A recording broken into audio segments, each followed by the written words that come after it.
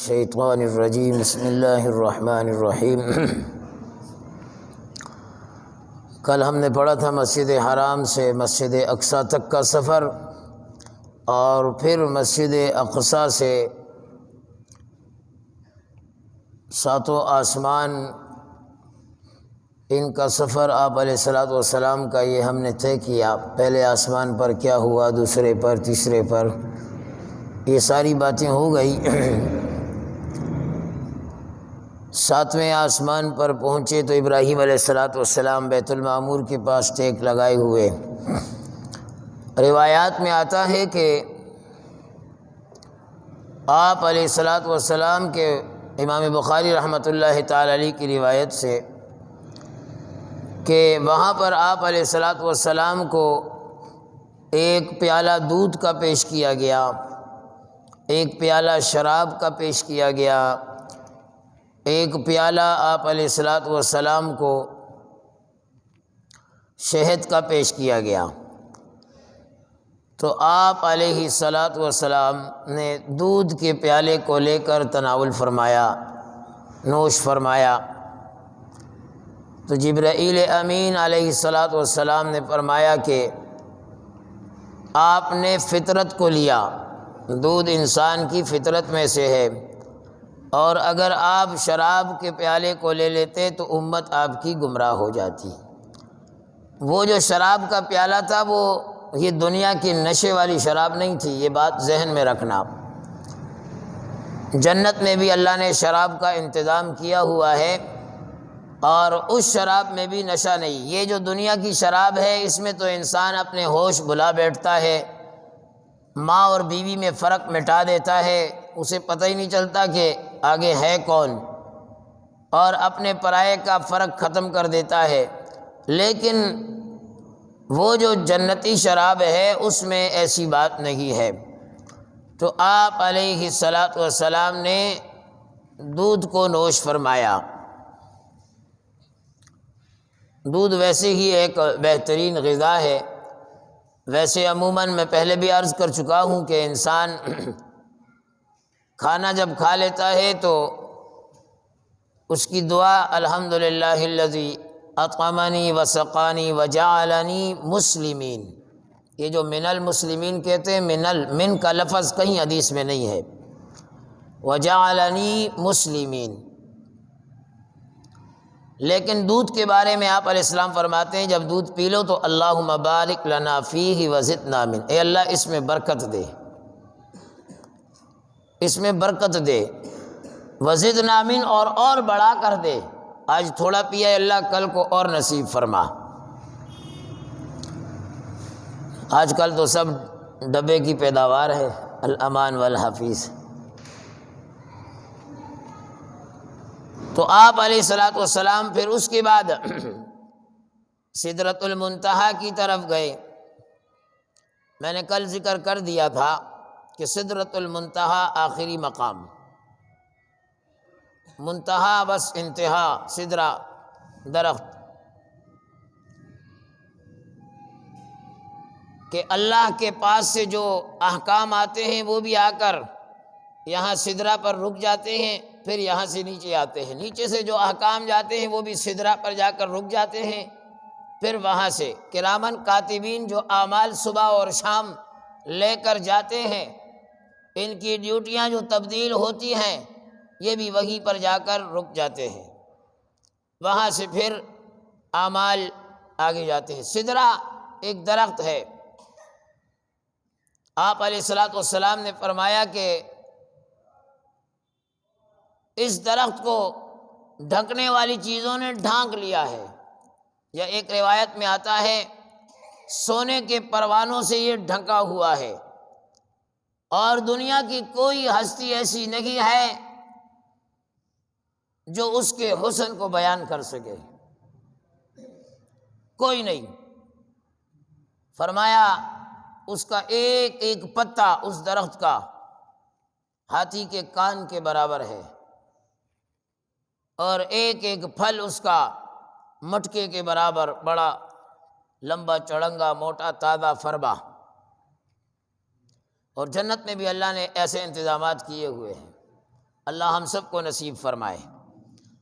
میں ایک دفعہ جنت کی کوئی بات کر رہا تھا، یہاں ایک بہت اللہ نے اس کو پیسوں سے نوازا ہوا ہے، ابھی بھی حیات ہے۔ میں نے کہا جنت میں ایسے پھل ہوں گے بڑے بڑے، تو وہ ایسا ہو نکل کے گیا، کہا اس کو تو پھر یہ مولوی کھا سکیں گے، اٹھائے گا کون اس کو؟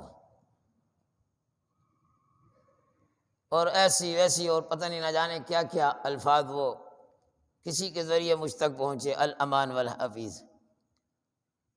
جب اللہ جنت میں داخل کرے گا تو جنت والا جسم بھی اللہ دے گا۔ جنت میں 70 حوروں سے نکاح ہوگا، یا ہم ایک حور کو برداشت نہیں کر سکتے ہیں تو 70 حوروں کا پھر اللہ رب العالمین وہ جسم بھی دے گا، وہ طاقت بھی دے گا۔ تو آپ علیہ الصلوۃ والسلام سدرۃ المنتہا، پھر یہاں سے آگے آپ علیہ الصلوۃ والسلام اوپر گئے۔ میں نے کل ذکر کیا تھا کہ جبرائیل امین سے کہا کہ آپ بھی آؤ نا، وہ تخت وہ جھولا جو لایا گیا اوپر جانے کے لیے، جبرائیل امین نے کہا بس آگے میری بس ہے، آگے میں نہیں جا سکتا، آگے میں نہیں جا سکتا۔ آپ علیہ الصلوۃ والسلام آگے چلے گئے، اللہ کے قریب ہو گئے، اللہ اکبر کبیرہ۔ جناب نبی کریم صلی اللہ علیہ وسلم نے ایک مرتبہ جبرائیل امین سے پوچھا، جبرائیل اللہ کو اس روئے زمین پر سب سے محبوب جگہیں کون سی ہیں؟ جبرائیل امین نے کہا مجھے پتہ نہیں، میں پوچھ کے آتا ہوں۔ گئے اور اللہ رب العالمین سے پوچھ کر پھر واپس آئے۔ آپ علیہ الصلوۃ والسلام نے پوچھا جی جبرائیل، فرمایا آج جبرائیل بہت خوش ہے، آج وہ اللہ کے بہت قریب ہوا۔ فرمایا کتنے قریب ہوئے؟ فرمایا بہت قریب ہوا۔ فرمایا جبرائیل کتنے قریب ہوئے اللہ کے؟ فرمایا میرے اور اللہ کے درمیان میں 70,000 پردے تھے، میں اتنا قریب ہوا۔ جناب نبی کریم صلی اللہ علیہ وسلم چلے گئے اوپر، اللہ کے قریب ہو گئے۔ قرآن کہتا ہے کتنے قریب، ثم دنا فتدلی فکان قاب قوسین او ادنا فاوحی الی عبدہ ما اوحی۔ قوسین دو کنارے، تلواریں جس طرح دو آپس میں ملتی ہیں نا، ایک بھی دوسرا بھی اس طرح یوں تلواریں آپس میں لگا کے رکھتے ہیں، جس طرح یہ تلواریں آپس میں مل گئی، فرمایا فکان قاب قوسین او ادنا، میرا نبی صلی اللہ علیہ وسلم اللہ کے اتنے قریب ہو گیا، صلی اللہ علیہ وسلم، صلی اللہ علیہ وسلم۔ کیا مزہ ہوگا، کیا ماحول ہوگا۔ نبی آ گئے، اللہ اکبر کبیرہ۔ نبی علیہ الصلوۃ والسلام آداب بجا لا رہے، التحیات للہ والصلوات والطیبات۔ اے اللہ ساری قولی عبادتیں، ساری فعلی عبادتیں، ساری مالی عبادتیں لے کر آیا ہوں، سب آپ کے لیے۔ التحیات للہ والصلوات والطیبات۔ آج ہم بھی نماز میں پڑھتے ہیں، پتہ ہی نہیں ہے کیا پڑھ رہے ہیں، بس التحیات للہ والصلوات والطیبات۔ قولی زبان سے جتنی بھی عبادتیں ہیں وہ آپ کے لیے، فعلی بدن سے جتنی بھی عبادتیں ادا کر رہے ہیں آپ کے لیے، مالی جتنی بھی عبادتیں خرچ کر کے کر رہے ہیں آپ کے لیے۔ تو رب العالمین بھی فرماتے ہیں کیا، السلام علیک ایھا النبی ورحمۃ اللہ وبرکاتہ۔ سلامتی ہو تجھ پر اے نبی، اور رحمتیں ہوں اور برکتیں ہوں۔ پیغمبر علیہ الصلوۃ والسلام نے وہاں بھی ہمیں نہیں بھولا، وہاں بھی کہا السلام علینا وعلی عباد اللہ الصالحین۔ سلامتی ہو ہم پر اور تمام عباد الصالحین پر۔ جبرائیل امین نے جب سنا یار یہ باتیں ہو رہی ہے تو فوراً کہا اشہد ان لا الہ الا اللہ و اشہد ان محمدا عبدہ و رسولہ۔ توحید کی گواہی بھی جبرائیل دے رہا ہے، رسالت کی گواہی بھی جبرائیل دے رہا ہے۔ یہ تشہد جو ہم نماز میں پڑھتے ہیں، اس کے بغیر نماز مکمل نہیں ہوتی۔ تو آپ علیہ الصلوۃ والسلام سے گفت و شنید ہو رہی ہے، باتیں ہو رہی ہیں۔ اللہ اکبر کبیرہ۔ آپ علیہ الصلوۃ والسلام کو 3 انعامات رب العالمین کی طرف سے ملے۔ میں نے کل ذکر کیا تھا کہ یہ واقعہ زیادہ قولوں کے مطابق رجب میں ہوا، اور یہ لازمی نہیں ہے، لیکن اس واقعے کا پھر 27 رجب سے، روزے سے، ان چیزوں سے کوئی تعلق نہیں ہے۔ یہ سب بدعت اور خرافات ہیں، کچھ بھی نہیں ہے۔ آپ علیہ الصلوۃ والسلام، جمہور کا یہی قول ہے، صحابہ تابعین کا یہی قول ہے کہ جناب نبی کریم صلی اللہ علیہ وسلم نے سر کی آنکھوں سے رب العالمین کو دیکھا، دل کی قلبی آنکھوں سے نہیں، سر کی آنکھوں سے دیکھا۔ 3 انعامات دیے۔ پہلا انعام نماز کا، جس کو ہم آسانی سے چھوڑ دیتے ہیں، نماز کا انعام اللہ نے دیا۔ جتنے بھی دین کے احکام ملے پیغمبر کو، مکہ کے فرش پر یا مدینہ کے فرش پر، سطح مکہ پر یا سطح مدینہ پر، جتنے بھی احکام، لیکن نماز ایک ایسا اہم حکم تھا کہ اللہ نے پیغمبر کو اوپر بلا کر آسمانوں پر دیا ہے، آسمانوں پر دیا، نماز دے دی گئی۔ دوسرا حکم، دوسرا انعام، سورہ بقرہ کی آخری 2 آیات، میں پچھلے دنوں اس کا ترجمہ بھی کر چکا ہوں۔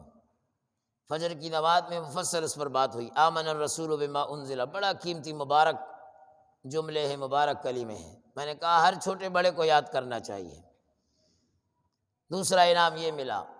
تیسرا انعام رب العالمین فرماتے ہیں پیغمبر، تیری امت میں جب لوگ آئیں اور کتنے ہی بڑے گناہ کر کے کیوں نہ آئے، لیکن اگر ان کے گناہوں میں شرک نہیں ہوگا تو میں اللہ آج تجھے یہ بطور انعام دیتا ہوں کہ اس کے سارے گناہوں کو اپنے فضل سے معاف کر دوں گا، معاف کر دوں گا۔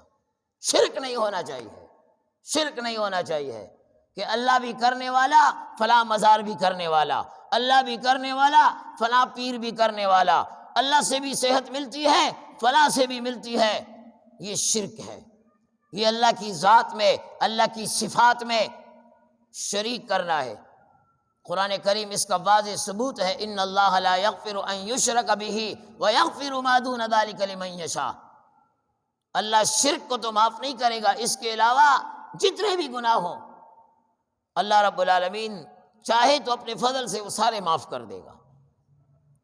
تو یہ 3 انعام ملے، اور آپ علیہ الصلوۃ والسلام پھر وہاں سے واپس ہوئے۔ آگے کیا ہوا میں نے کہیں جانا ہے، انشاءاللہ الرحمن اس کو مزید کل پڑھیں گے۔ اللہ رب العالمین ہمیں جو نماز کا انعام ملا، اور جو سورہ بقرہ کی آیات ملی، اور جو شرک سے بچنے کا حکم ملا، اللہ ان سب کو ہمارے لیے اور ہمیں اس پر عمل کی توفیق عنایت فرمائے۔ الحمدللہ رب